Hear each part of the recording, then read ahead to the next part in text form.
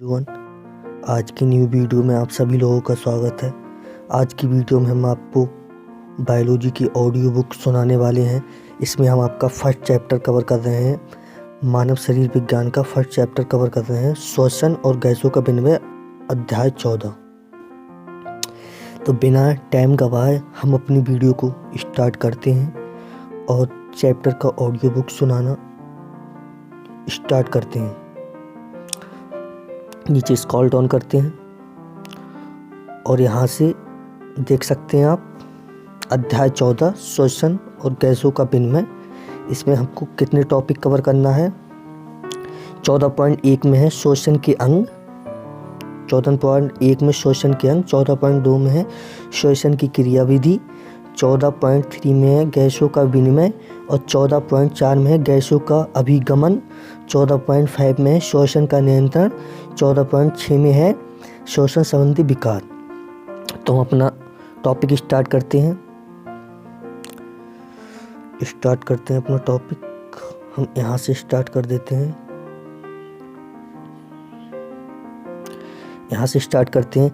जैसे कि आप पिछले पढ़ चुके हैं कि सजीव पोषक तत्व जैसे ग्लूकोज को तोड़ने के लिए ऑक्सीजन O2 का परोक्ष रूप से उपयोग करते हैं, जिसके विभिन्न क्रियाओं को संपादित करने के लिए आवश्यक ऊर्जा होती है। उपरोक्त अपचयी क्रियाओं में कार्बन डाइऑक्साइड CO2 भी मुक्त होती है, जो हानिकारक है। इसलिए यह आवश्यक है कि कोशिकाओं को लगातार O2 उपलब्ध कराई जाए और CO2 को बाहर मुक्त किया जाए। वायुमंडलीय O2 और कोशिकाओं में उत्पन्न CO2 के आदान प्रदान और विनिमय की इस प्रक्रिया को श्वसन ब्रीथिंग समानता श्वसन एस्पिरेशन कहते हैं।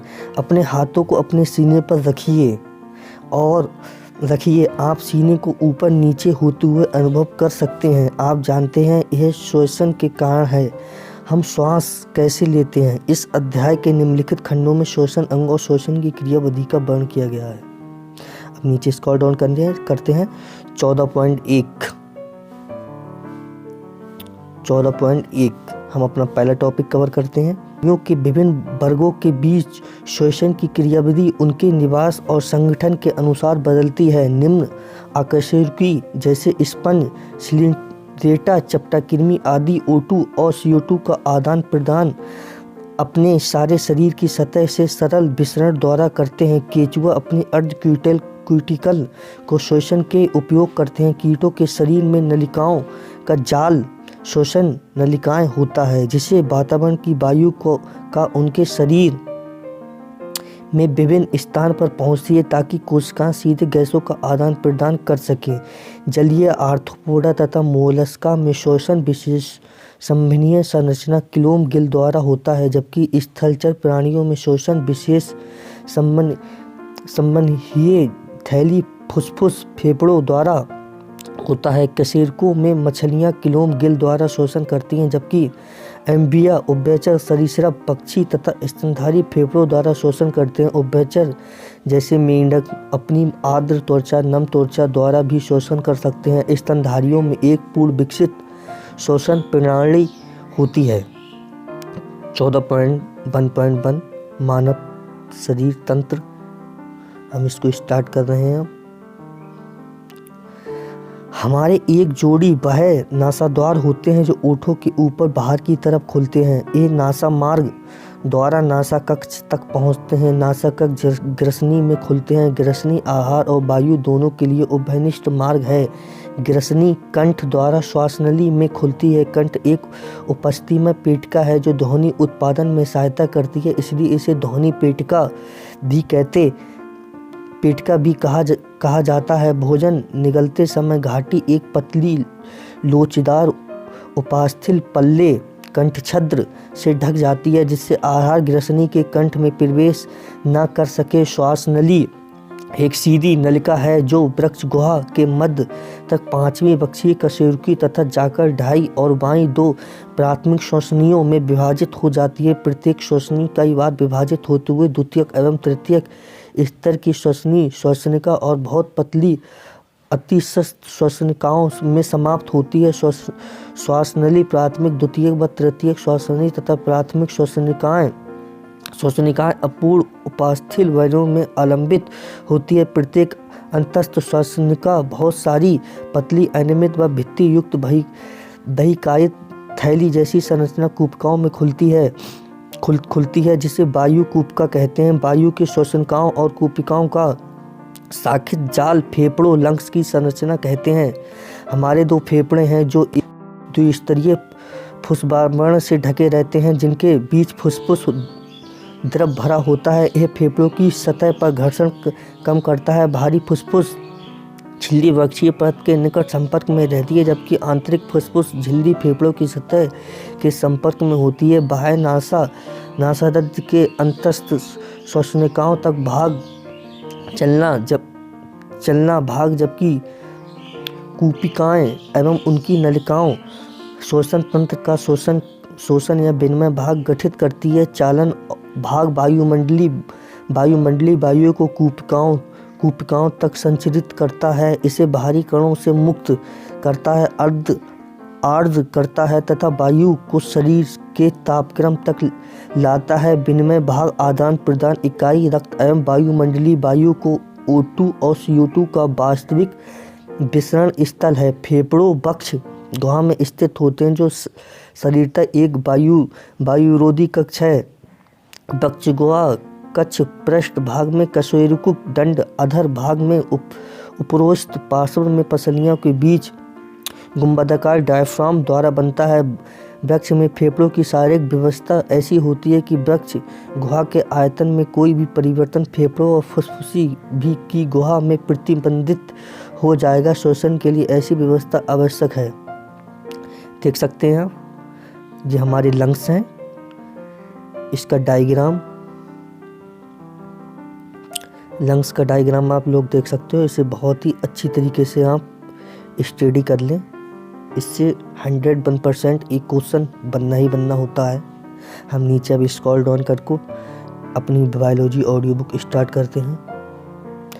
श्वसन में निम्नलिखित चरण सम्मिलित है। नंबर 1, श्वसन या फुसफुसी श्वसन जिसमें वायुमंडलीय वायु अंदर खींची जाती है और CO2 से भरपूर कूपिका की वायु को बाहर मुक्त किया जाता है। नंबर 2, कूपिका झिल्ली के आर पार गैसों O2 और CO2 का विसरण। नंबर 3, रुधिर द्वारा गैसों का परिवहन या अभिगमन। नंबर 4, रुधिर और ऊतकों के बीच O2 और CO2 का विसरण। नंबर 5, अपचयी क्रियाओं के लिए कोशिकाओं O2 का उपयोग और उसके फलस्वरूप CO2 का उत्पन्न होना। कोशिकीय शोषण जैसे कि अध्याय 12 श्वसन में बताया गया है। 14.2 श्वसन की क्रियाविधि। हम स्टार्ट करते हैं। श्वसन की क्रियाविधि।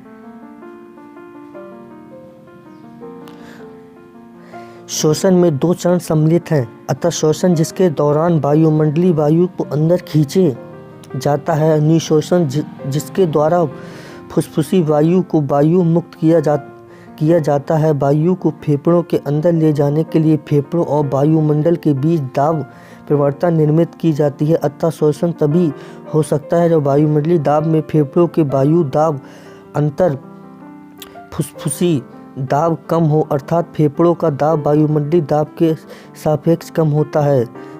इस तरह निःश्वसन तब होता है जब अंतर दाब वायुमंडलीय दाब से अधिक होता है। डायफ्राम एक विशिष्ट पेशी समूह पसलियों के बीच स्थित बाह्य एवं अंतरापृष्ठ इंटरकोस्टल की तरह प्रवणताएं उत्पन्न करता है। अतः श्वसन डायफ्राम के संकुचन से प्रारंभ होता है जो अग्रपश्चात अक्ष में वक्ष गुहा का आयतन बढ़ा देता है। अंतरापृष्ठ पेशियों संकुचन पसलियों और उरोसिस्त के ऊपर उठा देता है जिससे पृष्ठधार अक्ष में वक्ष गुहा कक्ष का आयतन बढ़ जाता है। वक्ष गुहा के आयतन में किसी प्रकार से भी हुई वृद्धि के कारण फुसफुस के आयतन में समान वृद्धि होती है। यह समान तरह की वृद्धि फुसफुसी दाब को वायुमंडलीय दाब से कम कर देती है जिससे बाहर का वायु बलपूर्वक फेफड़ों में अंदर आ जाती है। अतः श्वसन की क्रियाविधि डायफ्राम और अंतरापृष्ठ पेशियों की शिथिलन, डायफ्राम और ओरोसिस्ट को उनके सामान्य स्थान पर वापस कर देता है, वृक्षीय आयतन को घटाता है जिससे फेफड़े आयतन भी घट जाता है। इसके परिणाम स्वरूप अंतर फुसफुसी दाब वायुमंडलीय दाब से थोड़ा अधिक हो जाता है जिससे फेफड़ों की हवा बाहर निकल जाती है अर्थात निःशोषण हो जाता है। हम अपनी अतिरिक्त उदारीय पेशियों की सहायता से अंतःशोषण और निःशोषण की क्षमता को बढ़ा सकते हैं। औसतन एक स्वस्थ मनुष्य प्रति मिनट 12 से 16 बार शोषण करता है। शोषण गतिविधियां या यूं में सम्मिलित वायु के आयतन का आकलन स्पाइरोमीटर की सहायता से किया जा सकता है। कार्यकलापों का नैदानिक मूल्यांकन करने के लिए सहायक होता है। 14.21 शोषण संबंधी क्षमताएं। ज्वारीय आयतन टीबी सामान्य शोषण क्रिया के समय प्रति शोषण अतः शोषित या निःशोषित वायु का आयतन लगभग 500 मिली होता है अर्थात स्वस्थ मनुष्य लगभग 6000 से 8000 मिली वायु प्रति मिनट दर की अतः शोषित निःशोषित कर सकता है। अंतःशोषण सुरक्षित आयतन वायु आयतन की वह अतिरिक्त मात्रा जो एक व्यक्ति बलपूर्वक अतः शोषित कर सकता है। वायु औसतन 2500 मिली से 300 मिली होती है। निःशोषण सुरक्षित आयतन वायु आयतन की वह अतिरिक्त मात्रा जो व्यक्ति बलपूर्वक निःशोषित कर सकता है औसतन 1000 मिली से 1100 मिली होती है। अवशिष्ट आयतन वायु का वह आयतन जो बलपूर्वक निःशोषण के बाद भी फेफड़ों में शेष रह जाता है इसका औसतन 11 मिली से 1200 मिली होता है। ऊपर बढ़े कुछ श्वसन संबंधी आयतनों को जोड़कर फुसफुसी क्षमताएं फुसफुसी धारिताएं निकाली जा सकती हैं जिनका नैदानिक उद्देश्य में उपयोग किया जा सकता है। अंतःशोषण क्षमता सामान्य निःशोषण उपरांत वायु की कुल मात्रा आयतन जो एक व्यक्ति अंतःशोषित कर सकता है। इसमें ज्वारीय आयतन तथा अंतःशोषण सुरक्षित आयतन सम्मिलित है। TB plus IRB। निःशोषण क्षमता सामान्य अंतःशोषण उपरांत वायु की कुल मात्रा आयतन एक व्यक्ति निःशोषित कर सकता है। इसमें ज्वारीय आयतन और निःशोषण सुरक्षित आयतन सम्मिलित होते हैं।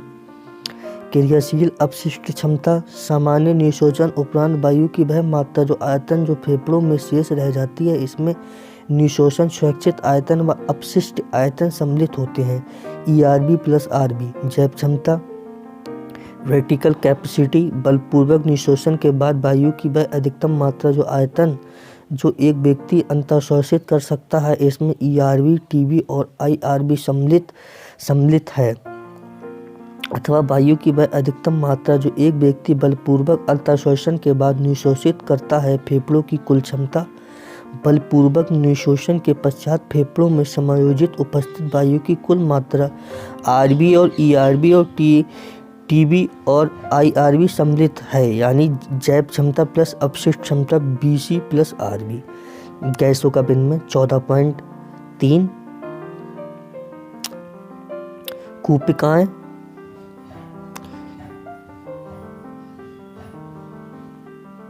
गैसों का विनिमय 14.3 देख सकते हैं आप। स्टार्ट करते हैं।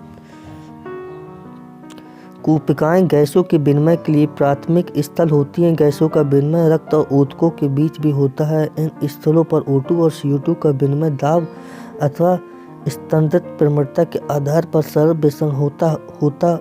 सरविषण द्वारा होता है। गैसों की घुलनशीलता के साथ साथ विषण में सम्मिलित झिल्लियों की मोटाई भी विषण की दर को प्रभावित करने वाले कुछ महत्वपूर्ण घटक हैं।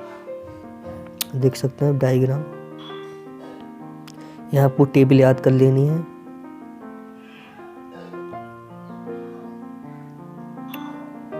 गैसों के मिश्रण में किसी विशेष गैस की दाब की भागीदारी को आंशिक दाब कहते हैं और उसे ऑक्सीजन तथा कार्बन डाइऑक्साइड के लिए क्रमशः PO2 तथा PCO2 द्वारा दर्शाते हैं। वायुमंडलीय वायु और दोनों विषण स्थलों में इन दोनों गैसों के आंशिक दाब को तालिका 14.1 और चित्र 4.3 में दर्शाया गया है।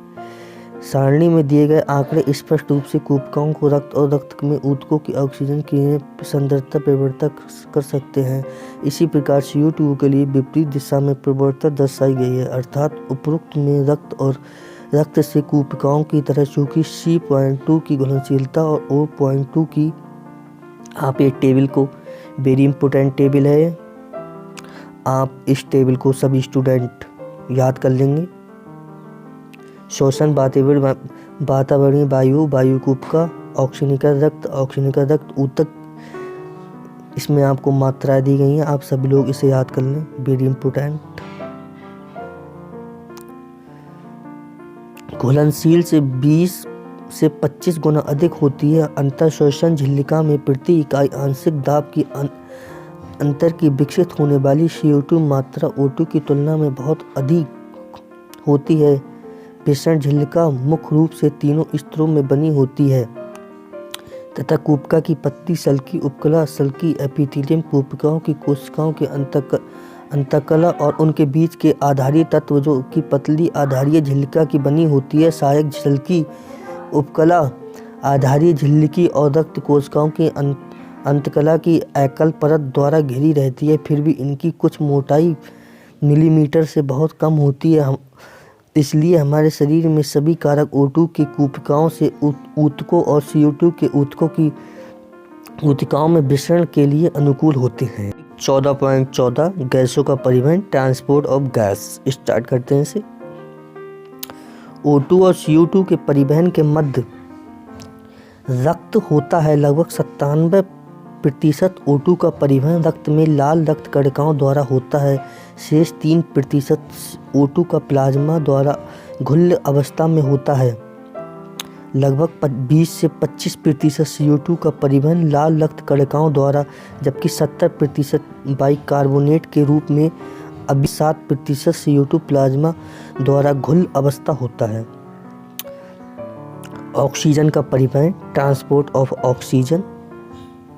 हीमोग्लोबिन लाल रक्त कणिकाओं में स्थित एक लाल रंग का लौहयुक्त वर्ण है। हीमोग्लोबिन के साथ उत्क्रमणीय ढंग से बंधकर ऑक्सीजन हीमोग्लोबिन का गठन कर सकता है। प्रत्येक हीमोग्लोबिन अणु अधिकतम 4 O2 अणुओं के वहन कर सकते हैं। हीमोग्लोबिन के साथ ऑक्सीजन का बंधन प्राथमिक तौर पर O2 के आंशिक दाब से संबंधित है। CO2 का आंशिक दाब, हाइड्रोजन आयन सांद्रता और तापक्रम कुछ अन्य कारक हैं जो इस बंधन को बाधित कर सकते हैं। हीमोग्लोबिन की ऑक्सीजन से प्रतिस्पर्धित और PO2 के सापेक्ष आलेखित करने पर सिग्मांक वक्र प्राप्त होता है। इस वक्र को वियोजन वक्र कहते हैं, जो हीमोग्लोबिन से O2 बंधन को प्रभावित करने वाले PCO2, H, आयन सांद्रता आदि घटकों के अध्ययन में अधिकतम सहायक होता है। चित्र 14 कूपिकाओं में उच्च, जहां PO2 और PCO2 कम, H सांद्रता और निम्न तापक्रम होता है। ऑक्सी हीमोग्लोबिन बनाने के लिए ये सभी घटक अनुकूल साबित होते हैं, जबकि ऊतकों में निम्न PO2, उच्च PCO2, उच्च H सांद्रता और तापक्रम की स्थितियां ऑक्सी हीमोग्लोबिन में ऑक्सीजन के वियोजन के लिए अनुकूल होती हैं। इससे स्पष्ट है कि O2 हीमोग्लोबिन से फेफड़ों की सतह पर बंधता है और ऊतकों में वियोजित हो जाती है। प्रत्येक 100 मिली ऑक्सीजन जनित रक्त सामान्य शरीर की क्रियात्मक स्थितियों में ऊतक को लगभग 5 मिली O2 प्रदान करता है। कार्बन डाइऑक्साइड का परिवहन। कार्बन डाइऑक्साइड CO2 हीमोग्लोबिन द्वारा कार्बोमिनो हीमोग्लोबिन लगभग 20 से 25% के रूप में वहन की जाती है। यह बंधन CO2 के आंशिक दाब से संबंधित होती है। PO2 इस बंधन को प्रभावित करने वाले मुख्य कारक हैं। ऊतकों में उच्च PCO2 और निम्न PO2 की अवस्था होने से हीमोग्लोबिन से CO2 का बंधन होता है, जबकि कूपिकाएं जहां PCO2 निम्न है, PO2 उच्च होता है। कार्बोमिनो हीमोग्लोबिन से CO2 का वियोजन होने लगता है, अर्थात ऊतकों में हीमोग्लोबिन से बंधित CO2 कूपिकाओं में मुक्त हो जाती है। एंजाइम कार्बोनिक हाइड्रोजन की सांद्रता लाल रक्त कणिकाओं में उच्च और प्लाज्मा में अल्प होती है। इस एंजाइम से निम्नलिखित प्रतिक्रियाएं दोनों दिशाओं में सुगम होती हैं। ऊतकों में अपचय के कारण PCO2 अधिक होने से CO2 में रक्त, RBCS और प्लाज्मा में विसरित होती है और HCO2 और H+ आयन बनाती है। कूपकाम में PaCO2 कम होने से प्रतिक्रियाओं की दिशा विपरीत हो जाती है, जिसमें CO2 और HO2 बनते हैं। इस तरह के बाइकार्बोनेट के रूप में ऊतक स्तर पर ग्राहित और कूपकाओं तक परिवाहित कार्बन डाइऑक्साइड बाहर की तरफ पुनः CO2 के रूप में मुक्त हो जाती है। चित्र 14.4 प्रति 1000 मिलीमीटर ऑक्सीजनित रक्त द्वारा कूपकाओं में लगभग CO2 की 4 मिली मात्रा मुक्त होती है। शोषण का नियम। मानव में अपने शरीर के ऊतकों की मांग के अनुरूप शोषण की लय को संतुलित और स्थिर बनाए रखने के लिए एक महत्वपूर्ण क्षमता है। यह निम्न तंत्रिका तंत्र द्वारा संपन्न होता है। रूप से शोषण निर्णय के लिए उत्तरदायी होता है। मस्तिष्क में पोन्स क्षेत्र एक अन्य केंद्र स्थित होता है। श्वास प्रवाह या श्वास अनुसरण केंद्र कहते हैं, जो शोषण लय केंद्र के कार्यों को संयंत्र सुधार कर सकता है। इस केंद्र को तंत्रिका संकेत अंतःशोषण की अवधि को कम कर सकते हैं और इस प्रकार शोषण की एक्सपायरेशन रेट को परिवर्तित कर सकते हैं। लय केंद्र के पास सरोजबिंदी केंद्र लय केंद्र के लिए अति संवेदी होता है। CO2 और हाइड्रोजन आयनों के लिए अति संवेदी होता है। इन पदार्थों की वृद्धि से एक सक्रिय होकर शोषण प्रक्रियाओं में आवश्यक समायोजन करता है, जिससे ये पदार्थ निष्कासित किए जा सकते हैं। माँ धमनी, चाप और ग्रीवा धमनी से जुड़ी संवेदी रचनाओं में CO2 और H सांद्रता के परिवर्तन को पहचान सकते हैं तथा उपचारात्मक कार्यवाही की लय केंद्र को आवश्यक दे सकते हैं। शोषण के लिए नियमन में ऑक्सीजन की भूमिका बहुत महत्वहीन है। शोषण के विकार। दमा एक बीमारी है। अस्थमा में श्वसनाओं की शोथ के कारण शोषण के समय घबराहट होती है तथा श्वास लेने में कठिनाई होती है। श्वसनी शोथ अश्वसनी की शोथ है, जिसके विशेष लक्षण श्वसनी में सूजन तथा जलन होना है, जिससे लगातार खांसी होती है।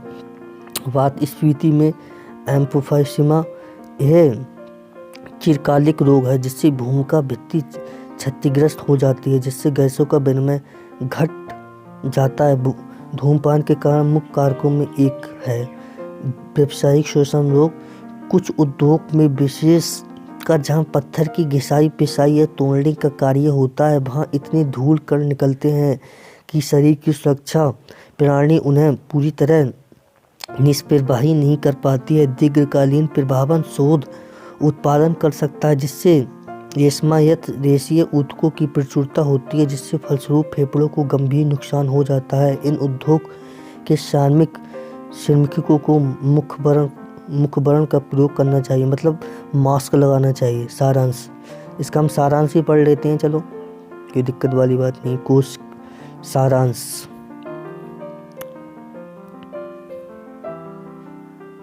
सारांश ही पढ़ लेते हैं।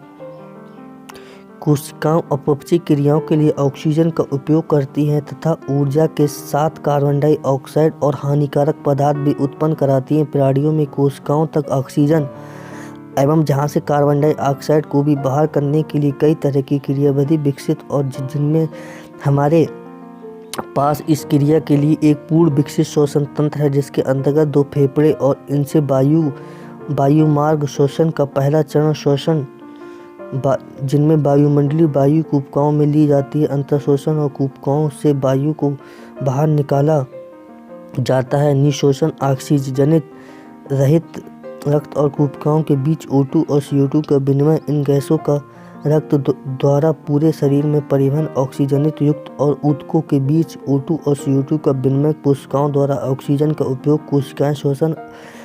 कोशिकाएं शोषण अन्य सम्मिलित चरण और अंतःशोषण निशोषण के लिए वायुमंडल और कूपकाओं के बीच विशिष्ट इंटरप्रसूक पेशियां इंटरकोस्टल और डायफ्राम की सहायता से दाब प्रवणता पैदा करती हैं। इन क्रियाओं में सम्मिलित वायु के विभिन्न आयतन को स्पाइरोमीटर की सहायता से मापा जा सकता है। चिकित्सा के नैदानिक महत्व और कूपकाओं और ऊतकों में CO2 और O2 का विनिमय विसरण द्वारा होता है। विसरण दर O2 और PO2 और CO2 और PCO2 के आंशिक दाब प्रवणता, उनकी घुलनशीलता और विसरण सतह की मोटाई पर निर्भर एक कारक हमारे शरीर को कूपकाओं से ऑक्सीजन तथा रक्त को ऊतकों में विसरण सगुम बनाते हैं। एक कारक CO2 के अर्थात ऊतकों में कूपकाओं में विसरण के लिए अनुकूल है। ऑक्सीजन का मुख्य रूप से ऑक्सी हीमोग्लोबिन के रूप में परिवहन होता है। कोशिकाओं में जहाँ PO2 अधिक रहता है, ऑक्सीजन हीमोग्लोबिन से युग्मित हो जाती है तथा ऊतकों में जहाँ PO2 कम, PO2 एवं H+ की सांद्रता अधिक होती है, सरलता से वियोजित हो जाती है। लगभग 70% कार्बन डाइऑक्साइड परिवहन कार्बोनिक एनहाइड्रोजन एंजाइम की सहायता से बाइकार्बोनेट HCO2 के रूप में होता है। 20 से 25% कार्बन डाइऑक्साइड हीमोग्लोबिन द्वारा कार्बामेन हीमोग्लोबिन के रूप में वहन की जाती है। ऊतकों में जहाँ PCO2 और उच्च PO2 निम्न होता है वहाँ रक्त में युग्मित होता है, जबकि कोशिकाओं में जहाँ PCO2 और निम्न PO2 उच्च रहता है, यह रक्त से निष्कासित हो जाती है। श्वसन और लय मस्तिष्कों में मेडुला क्षेत्र में स्थित श्वसन केंद्र द्वारा बनाए रखी जाती है। मस्तिष्क के पौध क्षेत्र में स्थित श्वास अनुषण श्वास प्रणाली न्यूरोमैटिक्स केंद्र एक रसो संवेदी क्षेत्र क्रियाविधि को परिभाषित कर सकते हैं। इसी के साथ हमारा चैप्टर जे एंड होता है। इसमें अभ्यास प्रश्न होते हैं। इसी के साथ हम अपनी वीडियो को समाप्त करते हैं और हमें अगर कोई भी शब्द बोलने में कोई भी गलती हुई हो तो हमें माफ़ कर दीजिए। नमस्कार एवरीवन।